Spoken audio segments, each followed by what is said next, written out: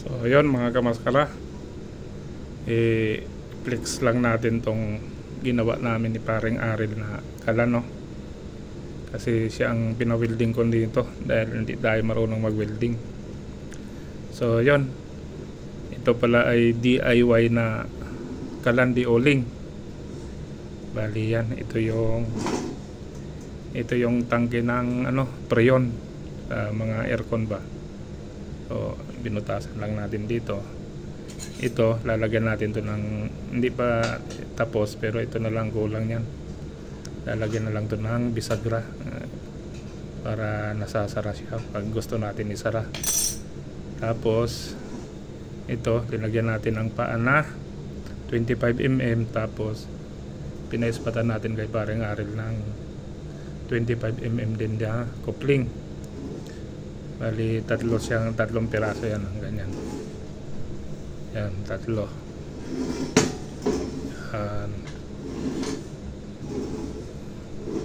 Yan o. So hindi na natin grinder ng maigi yung hindi na natin lininis, no? Ito naman ay pangsamantagal na kalandi uling. Yan o.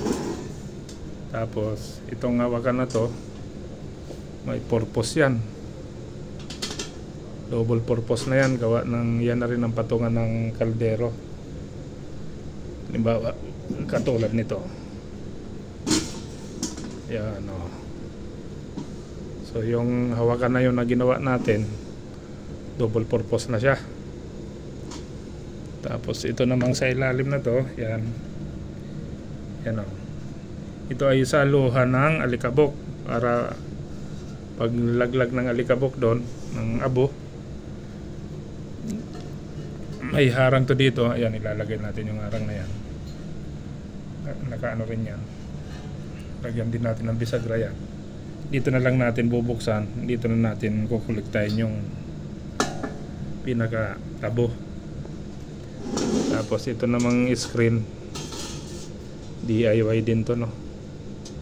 Ito po ay galvanized na plate. Pinagbubutasan ko lang yan, binutasan ko lang yan ng 10mm screw, 10mm yung laki para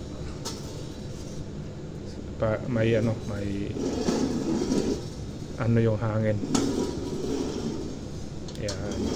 So ito po yung natin, no? DIY na kalandi oling na pang samang-tagal. Pwede na yan.